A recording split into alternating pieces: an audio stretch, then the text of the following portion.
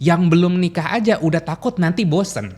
Bukan manusia itu tidak setia, tapi memang struktur otak manusia itu selalu bersifat adaptif. Lalu dengan relation bagaimana? Nah, Yang namanya muncul kebosanan itu bukan sebuah dosanya otak manusia. Memang otak manusia itu terdesain seperti itu.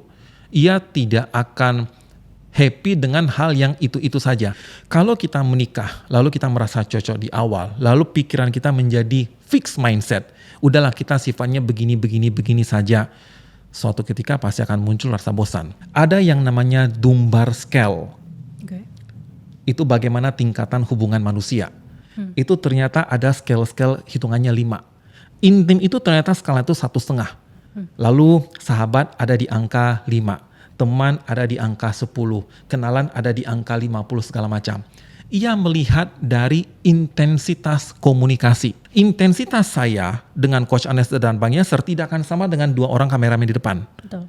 Wajar kita akan lebih dekat. Dunbar Scale yang intim pun juga ternyata bukan di angka 2 atau 3. Di angka 1,5 hitungannya. Artinya ya paling pasangan kita doang. Kita selalu berbicara dengan pasangan, ada hal-hal baru kita cerita walaupun seperti remeh-temeh gitu loh. Misalnya ketinggalan bis segala macam ya. Iya. Kayak gitu. Hal-hal yang nampak remeh tapi kita selalu berbicara dengan pasangan kita. Lalu dengan kebosanannya di mana? Apakah dengan orangnya itu kita bisa merasa bosan? Betul. Tetapi perlu ingat, yang namanya manusia itu juga bukan bersifat fix. Pengalamannya bersama, tetapi kan yang namanya tantangan hidup kan bisa bermacam-macam. ya. Nah disitulah yang namanya pasangan itu pun juga bisa saling menyesuaikan.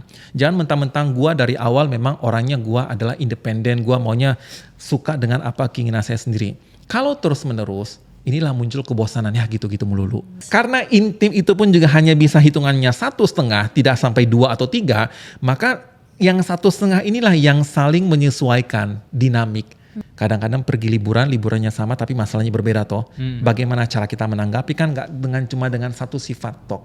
Kadang-kadang dengan gayanya seperti ini, kadang-kadang dengan gaya pakaiannya berbeda, boleh. Itulah yang namanya manusia memiliki sifat dasar rasa bosan. Bagaimana caranya agar tidak bosan? Ya sudah. Pengalaman-pengalaman itulah yang dirubah, bukan orangnya diganti. Karena kalau ganti orang pun akan menghadapi hal yang sama. Yes. Iya. Ganti orang akan menghadapi fase di mana otak itu terlanjur adaptasi. Muncul rasa bosan. Bagaimana adaptasi itu dirubah? Ya udahlah gayanya yang kita rubah.